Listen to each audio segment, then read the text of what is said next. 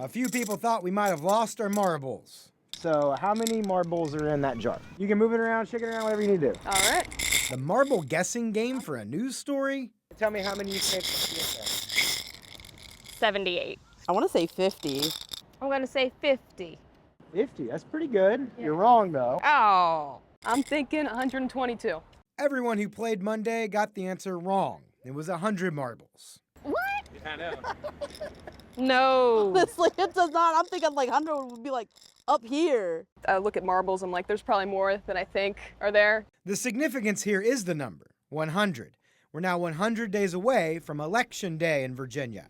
Oh, duh. What does marbles have to do with it? Oh, I see. God, man, should have known that. Oh, okay. This November, voters across the Commonwealth will determine who controls the General Assembly for the next 2 years and how far Governor Glenn Youngkin's agenda can go. For the political parties here in Virginia, all 140 races are really for all the marbles. Republicans currently hold a narrow margin in the House of Delegates. In the state Senate, Democrats hold a narrow lead. Any major shakeup in either chamber has major political ramifications. If Republicans flip the Senate and keep the House, they'd have full control of Virginia government and plan to paint Democrats as out of touch and too extreme.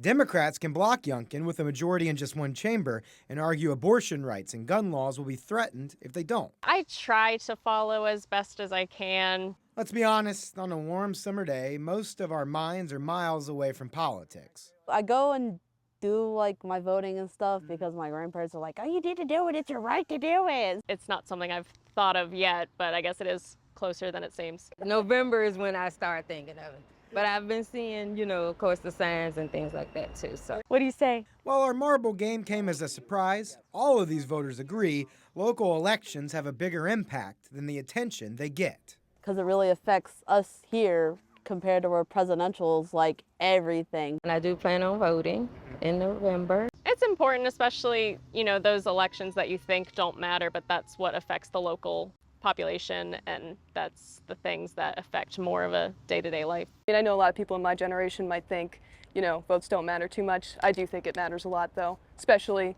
since we really disagree with what's going on right now. I'm mad that I didn't guess it. Early voting begins on September the 22nd, Election Day, November the 7th. Reporting in Richmond, Jake Burns, CBS 6 News. It's like family for me. Of the 1,000-plus games the Flying Squirrels have played, Ray Edwards says he's only missed 10 home games. The Squirrels organization, they do more than for this city, I think, than in most any company. Going to that many games makes him keenly aware of the challenges the Diamond presents to the team and fans. Minor league teams have to do a lot more than they used to have to do. And this ballpark is just antiquated. It's just too old. The city took the next step in changing that Monday night, announcing the final deal with the developers to build a new ballpark in Richmond. But it comes with changes to the original plan. I'll believe something when I see the shovel go in the ground. Because of increasing interest rates, officials say their new deadline to complete the stadium is now the 2026 opener. That's a year after the deadline set by Major League Baseball for all minor league teams to meet minimum facility requirements, which the Diamond does not. Also, the city will now pay for infrastructure improvements around the new Diamond District and create a special tax district in the immediate area to help pay for it. It's a financial tool that you just leverage the future revenue to help pay down the debt, and it's used all over the country, and it's being used right here in this deal. Actually, we have projects that are underway right now in the city of Richmond that utilize the TIF. So it's nothing new. I can't remember getting this close. So you'd like to think that they would be able to see it the rest of the way home since they got to this point. CBS 6 Sports Director Lane Casadante has covered the stadium drama for going on 20 years. He says how MLB officials react to the overall deal announced by the city, delay included, is key. The Diamond is just never going to really meet that minimum that they want to see. Fans don't know what they don't have right now. So when and if this finally gets built, people are just going to go crazy seeing what a modern 21st century minor league ballpark can afford both players and fans. The Flying Squirrels say they cannot comment on this deal. It should be noted it is a deal between the city and the developers. City Council will have to sign off on this, a process is expected to play out in the coming weeks. Reporting at the Diamond, Jake Burns, CBS 6 News. Save our children! What does it say when this march, Save our children! in which more than a dozen families who lost a child in gun violence, Stop the killing! walks past the spot where 15-year-old Tynasia Humphrey was hit by crossfire and killed just last weekend? It happens a few hours after a teen was gunned down a few miles away off Laburnum Avenue in Henrico. But just because there is some conflict, I put a bullet in your head or in your heart. Something is wrong with that. Henrico police investigating the Sunday shooting of what sources say is the homicide of a 17-year-old near the St. Luke's apartments. When you get a phone call that your baby is not here anymore, it's the worst phone call in the world. No one marching Sunday knows what happened on Laburnum Avenue.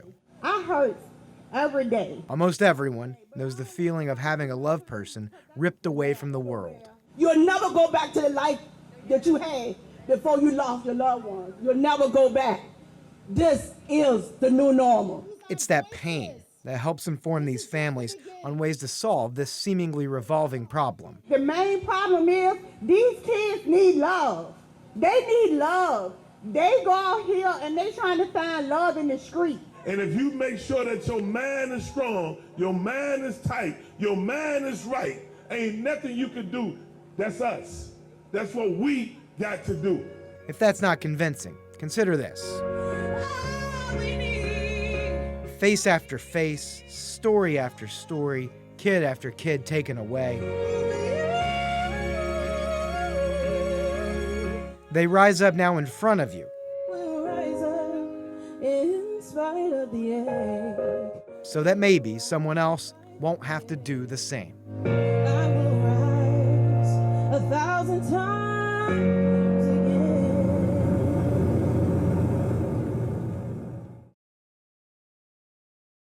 You're talking about that on a black shirt? The Randolph-Macon men's basketball team had designs on a big season. We've got to say national champions. Now, they're designing national championship shirts at the campus store. The Yellow Jackets on Saturday won the school's first Division III national title in dominant fashion. Excited to be back talking about putting national champion on the shirt. That's for sure very fun. Senior forward David Funderburg felt confident his team had the chops to take home a title, but he and his teammates had little knowledge about what to do when they got back to campus.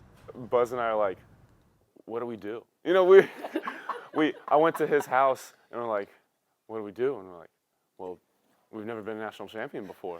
It's kind of up to us. Yeah. Came class this morning and the professor was like, crazy weekend, like we won a national title, and everyone's like, yeah, it's awesome. Sheridan, Lizzie, and Catherine traveled to Fort Wayne, Indiana to root on the team. Unlike bigger programs at larger schools, they know the players personally. It's not like they're strangers who just won the championship. Like, these are our friends.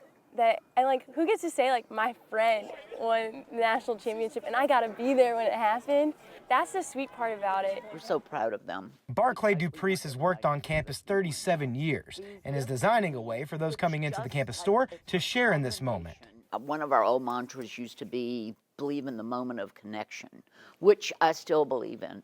These guys are so great because they know they have the connections. They know they have the faculty behind them. They know their coaches. They know their fellow students. Barclay calls Randolph-Macon the greatest small college in the world, something she says the players on the court exemplify. It's such a family here. This will put us on the map forever. We can say, yes, Randolph-Macon College produced national champions. Makes me want to cry. I'm excited.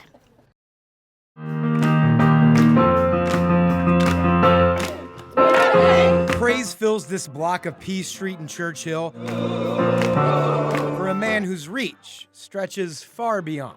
We thank you, O God, for the life and the legacy of Reverend Dr. Robert Lewis Taylor. Reverend Dr. Robert Taylor is described as a pillar of this community. He was a civil rights leader and a civic leader. Taylor led Fourth Baptist Church for more than 30 years, during the heart of the civil rights movement. As his church puts it, his ministry came during a time when Sunday mornings were the most segregated hour in America. Taylor worked across racial and religious lines to try to change that, and spoke up when he saw racial or social injustice at play. What he did in leading African Americans when he did it is monumental. We take for granted the things that we have this day.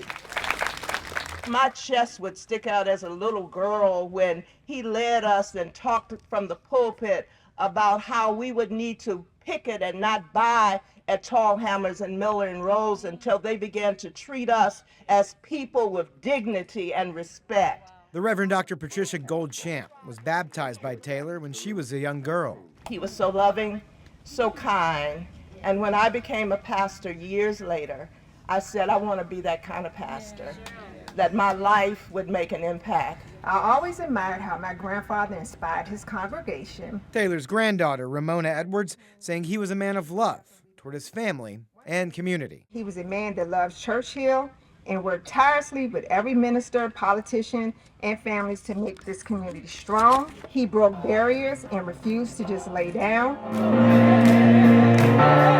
While the street where his efforts originated will now bear his name, an object can never capture the gravity of what the man they call the Dean meant to Churchill and Richmond. Let us never forget the work that Dr. Taylor put in this community and how he brought about positive changes. My pastor was like Martin Luther King Jr. to me and to us, because he was at the forefront of everything that was going on in our community, leading the fight for justice. Jake Burns, CBS 6 News.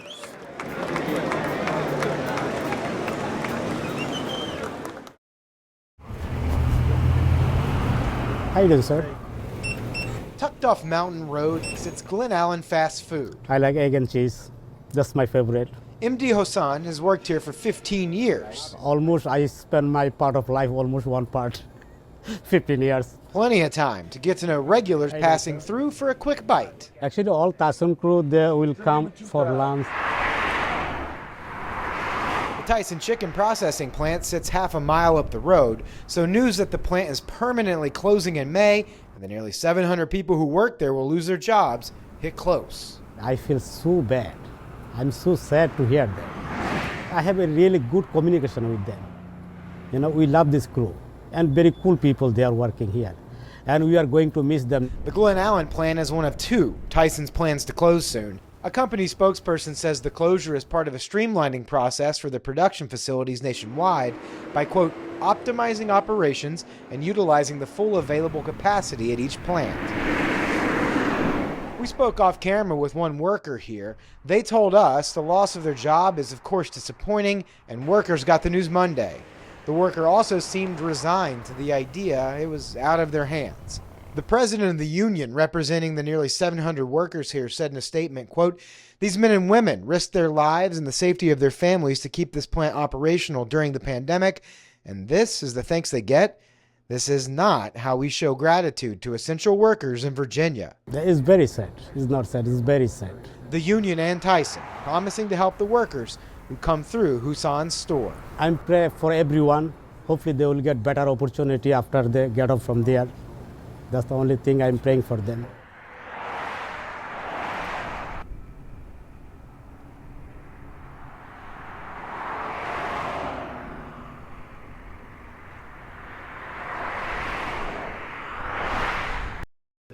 To raise my kids on a farm is something that was important to me. It's an understatement to say Rocky Run Farm in Dinwiddie is a family affair. I'm the 7th generation to farm. Taylor Lee left his job in 2017 to start a poultry and grain farm where his family's dairy farm once sat. Tyson was looking to expand production. A year of building and close to $1 million in financing eventually led to Monday. Years of raising chickens here for the Tyson plant in Glen Allen, he found out would soon end. You don't think of a company like Tyson just calling you up one day and saying that's it. It took a while to sink in.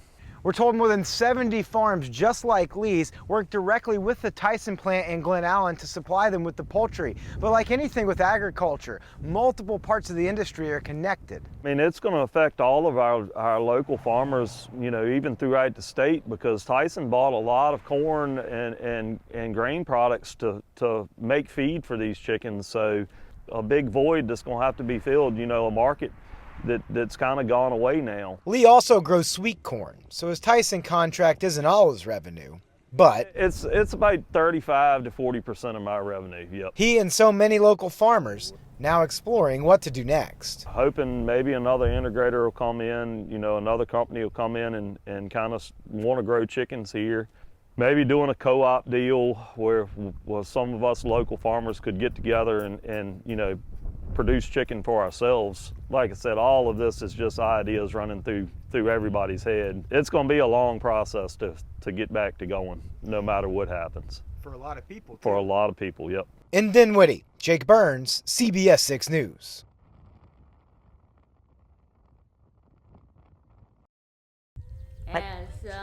Good. The postcard coastal scenes of the Northern Neck. Who lives here? Literally 1,000 miles away from Colorado. Where's that? Florida. Florida. For Lisa Smith and her daughter Haley, those are more than miles.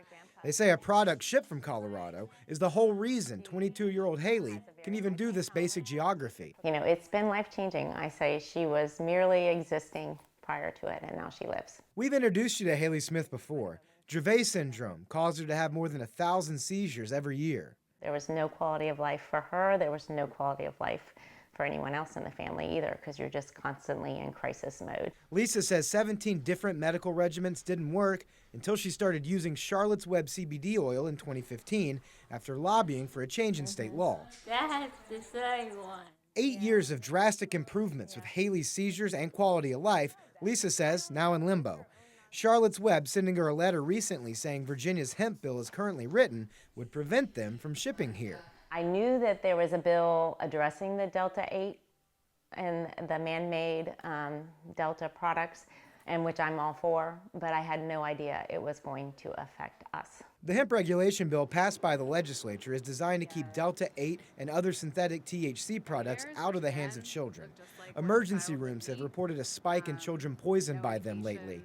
The bill would place testing and packaging requirements on hemp-derived products and has the backing of Virginia's Hospital Association and sheriff's groups. It is benign. It does not cause any kind of a high. Smith says CBD products are caught up in the per package portion of the bill.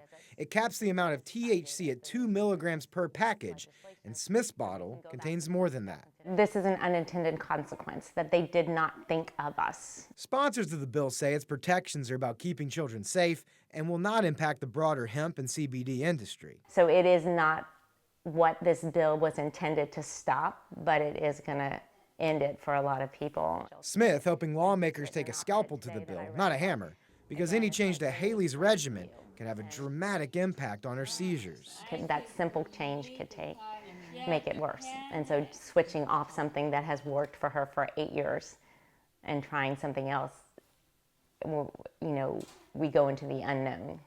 What we have is the known, and we have control.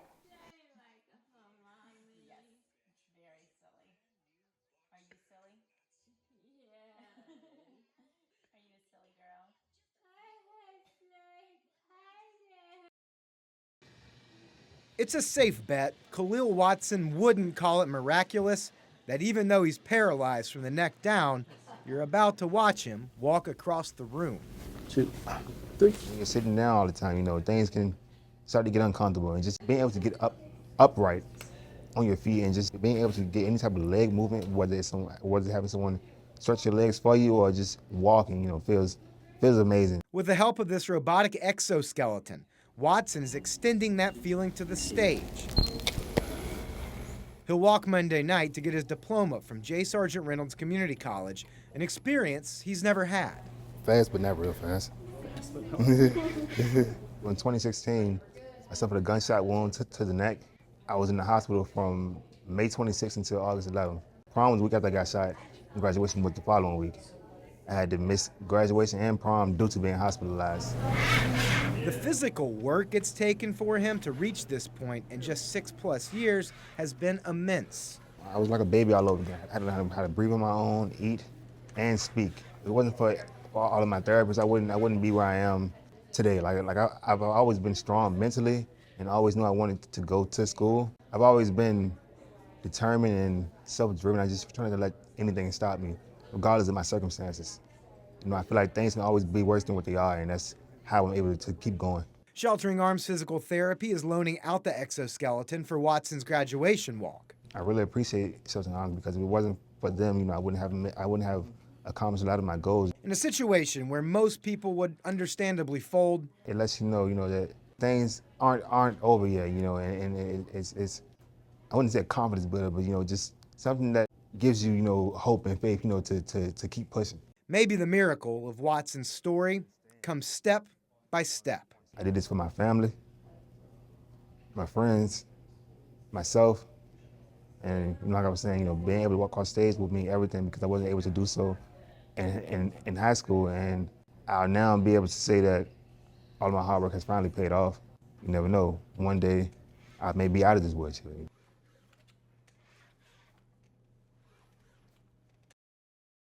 This is an incredibly exciting moment in your life. The wait to get on stage didn't bother Khalil Watson. He knows what it took to get here. It felt great knowing that all of my hard work has paid off and that I'm being rewarded and acknowledged.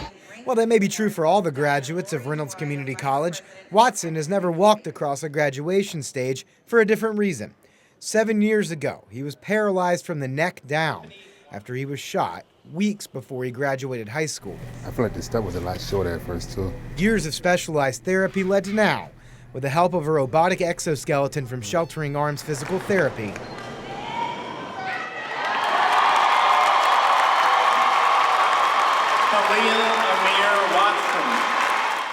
Khalil finally walks to get his diploma. Having to see it from the hospital bed in high school, and now being able to actually experience it physically means a lot to me. If it wasn't for God and my family and friends and my therapist, I wouldn't have been able to experience this moment. So it definitely feels great. Watson has an innate drive to accomplish his goals. It helped him relearn how to speak and breathe, regain some small movements, and now earn an associate's degree. While he's not one to brag, Watson says if someone else with a disability sees his story, there's a takeaway beyond the extraordinary moment. I just want to let them know that anything is possible, and despite their circumstances, just keep going.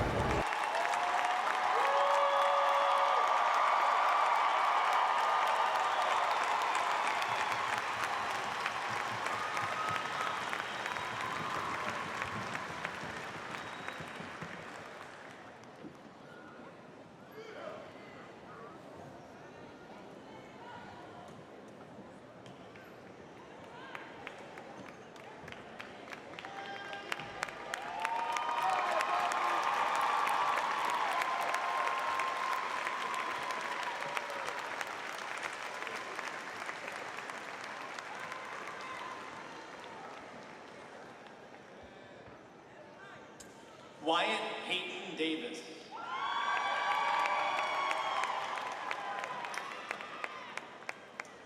Arden Olivia Del Bueno. It didn't really hit me until a few days later. The term viral gets thrown around rather easily, but in the case of Khalil Watson, the numbers bear it out. I always wanted to impact the world. I just didn't know how I was going to go about doing so, nor did I expect for it to happen this soon. Paralyzed after a gunshot wound to the neck 7 years ago, Khalil walked across the graduation stage last month to get his degree from Reynolds Community College using an exoskeleton. Sheltering Arms Institute loaned out the exoskeleton for Khalil's graduation. Their team's been tracking his story. They say it's received more than 330 million impressions worldwide so far. It definitely feels great knowing that I was able to impact others. You know, not only did I impact people who are disabled, but impact the people who are able as well. Watson took us back to the day of graduation. Unexpectedly, he was laser focused on doing what it took to get across the stage successfully. On the day of graduation, it felt like a dream. You know, it didn't really feel like I was there physically. My main focus was making sure that I'm aware of keeping my body upright and that I'm controlling the cane. That way, everything goes as planned. All of the late nights and early mornings, all nighters that I pulled, having to ride my chair downtown sometimes to get back and forth to school because my family and I don't have an accessible vehicle. Reading some of the comments and the posts of me walking across the stage, all of those things would let me know that this is reality and not a dream. So many people connected with Watson's determination. He credits his family, friends, and therapists for guiding the years of work this moment took. Everybody just, just proud of me, and just asking me if I know that my story went viral. Watson wanted his diploma and to complete the walk it took to get it. All the attention he got doing so, just a bonus. There's still more work to be done. I feel like, I haven't really did anything yet, that this is just the beginning.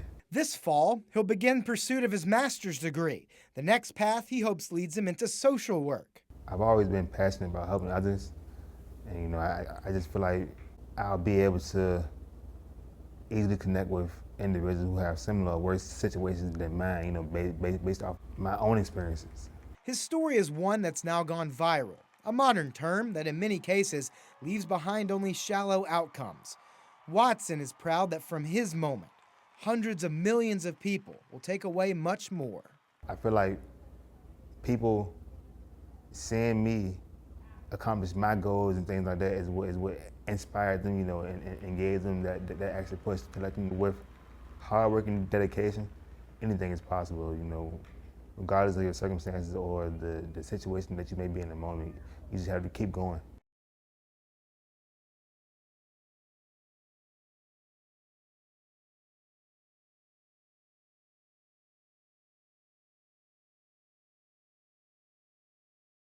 All right, ready, set, go. Gridiron greats. Locked in heated competition. Go faster, faster, faster. At the Bon Secours training facility these days, you won't find NFL players. Football, football, go, go, go, go, go. Just sisters on summer vacation, battling it out. Woo. Mary Ellen Settle brought her daughters to try out this cool obstacle course after seeing it mentioned on Instagram. Pretty fun. They like Ninja Warrior type stuff and floor is lava type stuff, and it's better to climb here than climb in the house, right? It's the first time they've used the facility since it was built back in 2013. Go Redskins! When Washington's NFL team hosted training camp in RVA. We have never been to the training camp when it was going on, so missed out on that. Both the team and the city have said Commanders training camp won't be back here, which was the case even before the team was sold for $6 billion. While it definitely won't be NFL football, a city official says they're working to determine what's next for the facility. It's owned by the Economic Development Authority and Bon Secours. That city official says within the next year, they plan to begin the conversation with both internal and external partners about what's the best use for this space for everyone who lives and visits RVA. In the meantime, Bon Secours uses the facility for some physical therapy patients. Plus, it hosts events, small and large. The inaugural Iron Blossom Music Festival will take over the grounds next month. Until planning on next steps begins, that's what the city says you can expect. Although it drew thousands of football fans each year, all the way from Hawaii. The 3-week period was never the economic boon for the city leaders at the time predicted. Now, no one with the Commanders or Richmond leadership were involved in the original deal to bring training camp here. No problem, brother.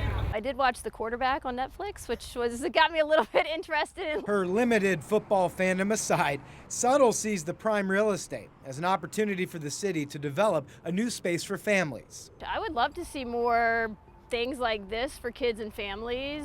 You could do like a high ropes course here would be awesome. Place for kids to run around. You could do sprinklers out there. You could do splash pad. Jake Burns, CBS 6 News. It's just a part of you that you find out it's the biggest part of you. For 25 years now, David Lasker's job has been capturing the lives of others. I'm much more interested in other people than I am myself because I'm pretty boring. Working for himself and seeing what his art creates brings him to Carytown on a 90-degree Labor Day. Present their loved ones through something that you feel through your eyes, you know, and your hands, and present it to them, and then they have an emotional connection to it. It's pretty rewarding to see the joy in their eyes, you know. The joy of the American worker, very much a mixed bag this Labor Day. A Pew Research Center study found only 51% of workers they spoke with were highly satisfied with their job. Here's what that mixed bag looks like. Work relationships are strong. 67% of workers that Pew spoke with said they were satisfied with their coworkers, and 62% were satisfied with their bosses. The categories that got the lowest scores were wages and opportunities to advance in the workplace. Experts say unemployment rates remain at all-time lows, but the job market is also cooling off. Even if inflation is easing some, experts say prices remain high, meaning any raises workers get don't go nearly as far. That's the hardest part, is figuring out where to be. Lasker says there's the obvious stresses of being self-employed. I think about everything all at once, and then I try to hush it up. Maybe his Labor Day message to others is what he's learned through his canvas. Nobody has ever asked him to paint them at work. Learn how to be a human being first. Like, they should teach that in school. We ought to do a better job about being connected to that first before we go out into the world and start conquering. Maybe they make us all a little happier. Maybe. I hope so. Jake Burns, CBS 6.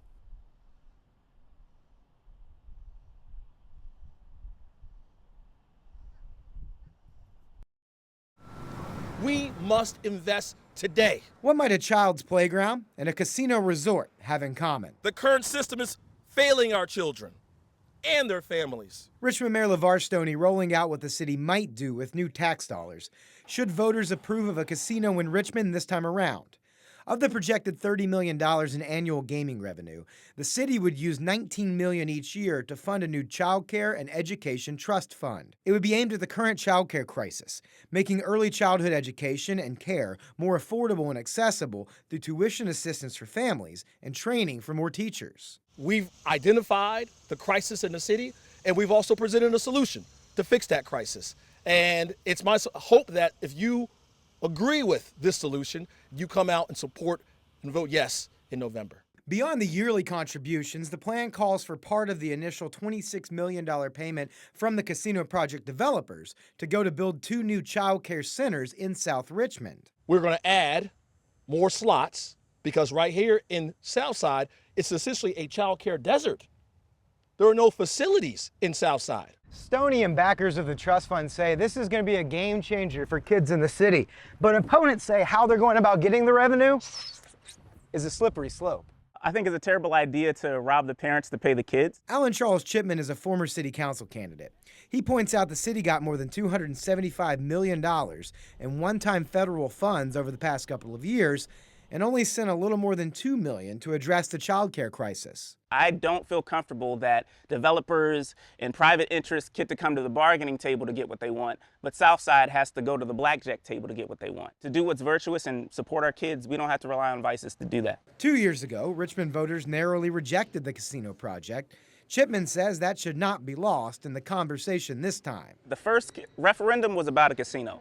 This referendum, we need to focus on, do we want to say that our democracy is for sale or not, or do we want to say that referendums count and stand for something here in Richmond? City officials say new slots have already been opened up with federal funding. They say this new program would expand options beyond one-time dollars. Even if $100 million is available right now, sir, we couldn't actually spend it all because we don't have the people, we don't have the facilities, and we don't have the actual broad awareness building among families to trust congregate care. The fate of this plan completely hinges on whether or not the referendum passes this November. Reporting in Richmond, Jake Burns, CBS 6. I swear.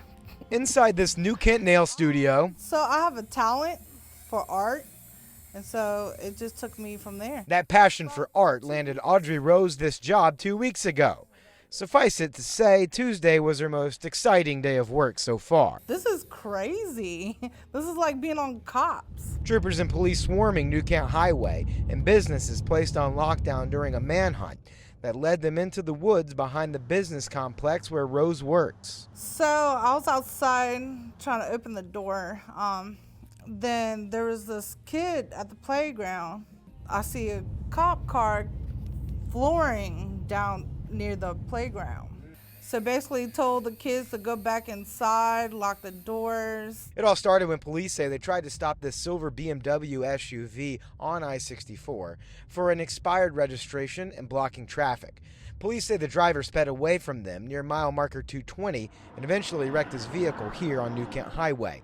At that point, they say he ran into the woods on foot. Witnesses spotted canine units, officers with long guns, and helicopter/drones scouring the area for hours. Authorities were unable to locate the fleeing suspect and lifted the perimeter around New Kent Tuesday afternoon. Can't let you go out there yet. Once they unlocked their doors and the authorities went elsewhere, like many, Rose's heart stopped racing about the unknown. Helicopters going crazy out there. It was crazy. Virginia State Police say the investigation remains ongoing. Reporting in New Kent, Jake Burns, CBS 6.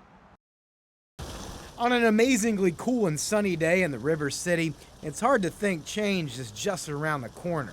Took a bike ride today, all the way over to Belle Island and War Memorial. It was beautiful. I'd never been to the War Memorial before. Brian O'Donnell and this crew soaking in the early fall sights here in Richmond. Some walks. We went over there on the island, took a lot of pictures, noticed that the leaves might be getting ready to change. We caught it right at the right time. The changing leaves, a sign of something else around the corner, colder weather and flu season. Now is the perfect time to roll up your sleeve, especially as the colder months approach and people start spending more time indoors. Local leaders and state health officials gathering Tuesday to stress the importance of getting a flu shot sooner rather than later. With COVID-19 and RSV circulating in the community already, health leaders say the very young, elderly, and those with health conditions should try to get their shots by the end of October. Last year in the United States, an estimated 360,000 people were hospitalized for flu, and 21,000 people died from flu illness or flu-related complications. In Virginia, during the last flu season, there were 5 flu-related pediatric deaths. Nationally, 176 children died from flu-related illnesses. Most were not vaccinated. And if there's ever a time people need to make sure that they keep up with their flu shots and to make sure that they are both protecting themselves and protecting their friends and family, it's now. The timing will be similar to last year, with the peak in late November or early December. Elena Diskin with VDH says the flu and COVID shots are updated and you can get them at the same time if you want. We know that our immunity wanes over time for our flu and for the COVID, and both of these vaccines are updated now to be best matching the viruses that are circulating. I got him. O'Donnell and crew say the beauty of the flu shot in their eyes, protection. Yeah, the flu's bad if you get it. I don't want to get it. It's as bad or worse than COVID, I think, sometimes. Jake Burns, CBS 6 News. Ready? Go! Life for Christine Lockerbie has been full of scooters and smiles since Nico entered the world. Things that were important to you before now are not as important because, you know, you find yourself wanting to prioritize the kid and spending time with the kid and doing what you need to do to make things best for him. Before Nico was born, their family got on wait lists at daycares, but Christine says once her maternity leave was up and they didn't have a spot secured, their options ran out. You know, whatever options were available last minute, I didn't feel like was a place I'd feel comfortable sending him. So we kind of crunched the numbers and figured out that me staying home with him would be the best option for our family. Crunching the numbers is a reality for almost every new family in Virginia. A new study by the United Way found the average cost of childcare in Virginia is $14,500 each year, the 9th highest total in the country. $14,000 is more than the in-state tuition at JMU, and remember, that's just for one child. You know, daycare was already going to be half my take-home pay.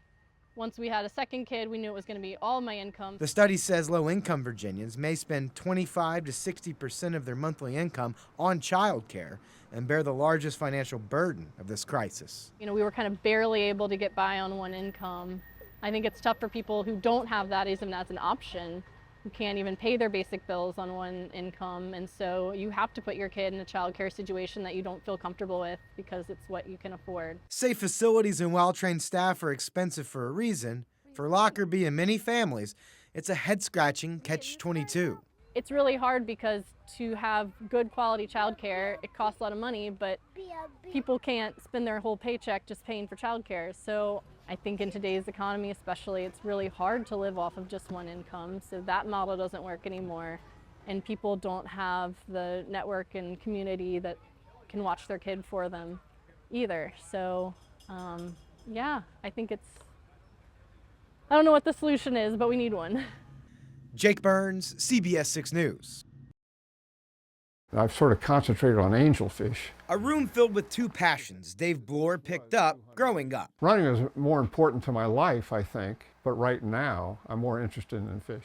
His fish now get a daily view of 60-plus years of running history. This picture here is kind of famous because that's me running at the University of Virginia, but I'm not the most important person in the picture. William Faulkner is timing me. Bloor coached track and cross country for 50 years, many of them at Richmond St. Catherine's School. It goes from 1963 down to 2012. Did them some good and did me some good. Coaching runners gave Bloor the opportunity to train too. My fastest time in a marathon was 2:34 something. He was in really good running shape in his 40s when he decided to run the first ever Richmond Marathon back in 1978. Came here and ran it and didn't think anything about it being the first because I thought it was just another marathon. Let's just say he did pretty good. I'm in 5th place behind some people I know and in front of some people I know. In the 45 years since that top 5 finish, Bloor did run Richmond a few more times. But it's a nice marathon and it's completely different than it is now. He's in his 80s now and his running days are long over. Well, we got what we got. But you'll still find Dave and his wife Margaret on the course. And we're the captains of the 6-mile water stop. For more than a decade, they've led the 6-mile water station right beside St. Catherine's. If I was at the 20-mile mark, they probably won't be laughing. Here, they're very friendly. The couple met at the school and both taught there for decades. In fact, we see some of them run by there and they say, "Hi, Mr. Bloor," and "Hi, Mrs. Bloor." This might be the final year the Bloors greet runners on the course. The person who's last worked just as hard as the person who was first. Those running by can give them a friendly race day hello. And right now, so can this life lesson Dave gleaned from his life's passion. Most people come to realize that I've done this and I've accomplished this, and I'm proud of myself, and self-esteem is part of it, and it gives you a lot of self-esteem. If you need any information about race weekend, just head to our website. That's WTVR.com. Reporting at the racetrack, Jake Burns, CBS 6. This is how you do it. Push a pin in. Spend time with 9-year-old Ty Dorian, and his creativity and focus become clear. He's a very unique mind. He thinks in black and white. His parents, Nick and Keifu, say there were times years ago where getting to this point didn't seem possible. Before his 2nd birthday, Ty was diagnosed with autism.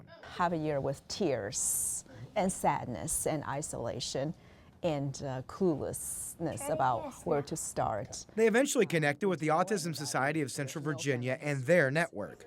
Once younger brother Owen was born, the family began taking part in a litany of events with other families like theirs. We started bringing both of them to all these activities, and we just started to really feel like we found our community, feel like we found people who understand our journey. I'd say in the more recent years, we've tried to figure out, well, what are those things that really motivate him? Like we're not afraid of taking him to try different places. The coding is the same. That growth recently landed Ty and Owen a seat at Code VA.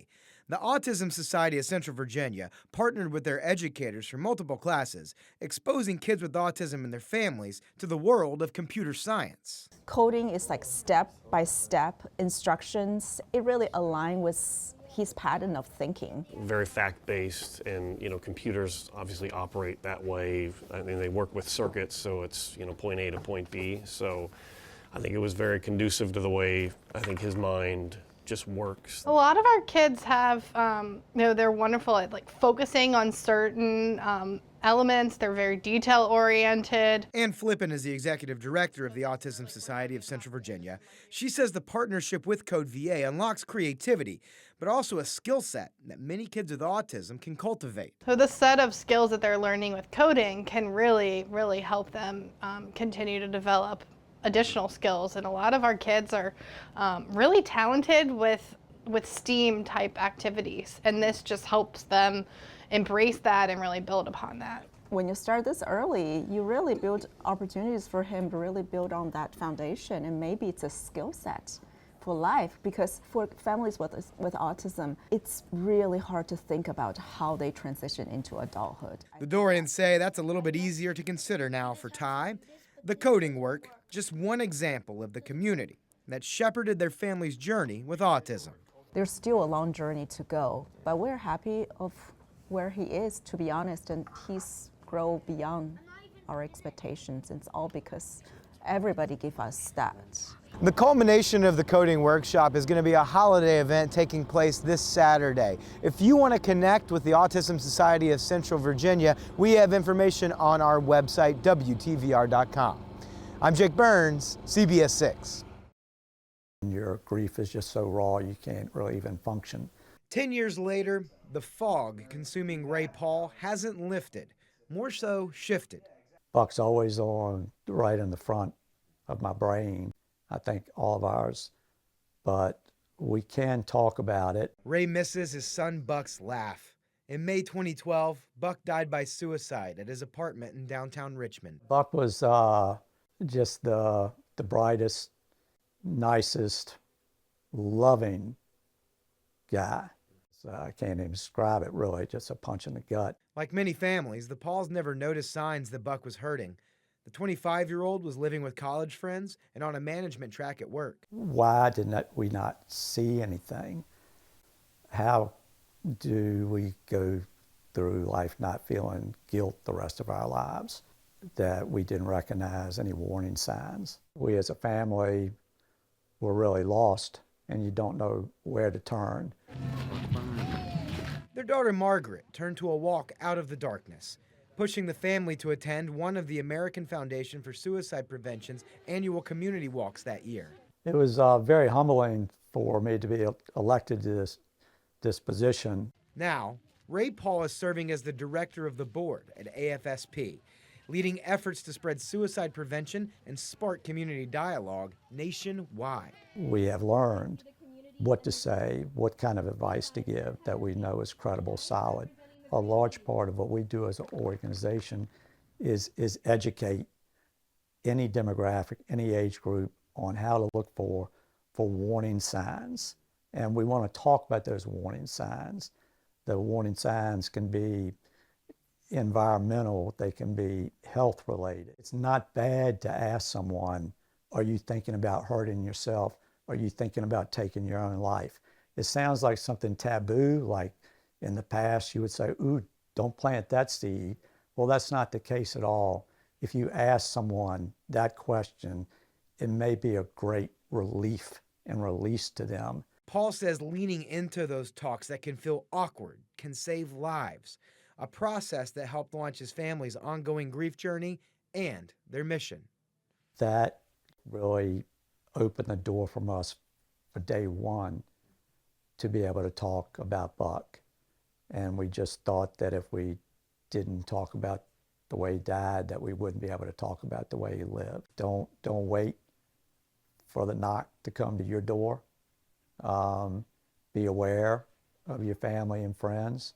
The more that happens within the community, that becomes a protective factor for anyone who is suffering. Jake Burns, CBS 6 News.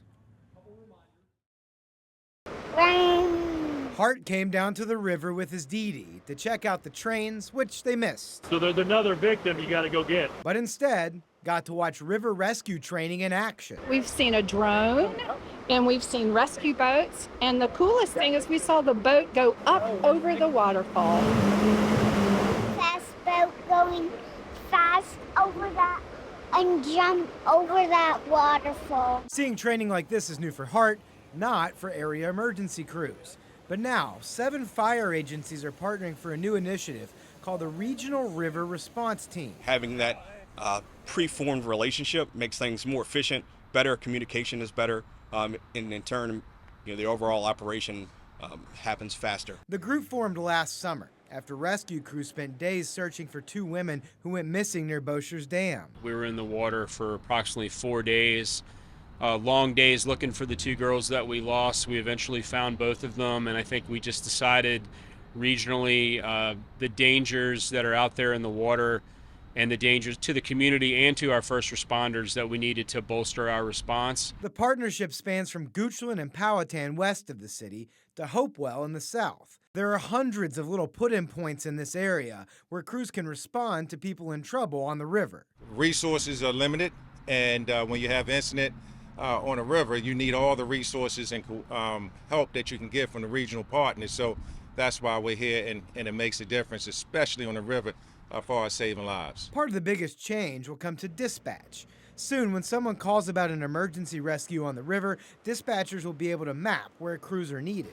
Then, the 3 closest agencies will respond instead of a single jurisdiction. It gets us there in a much quicker time frame.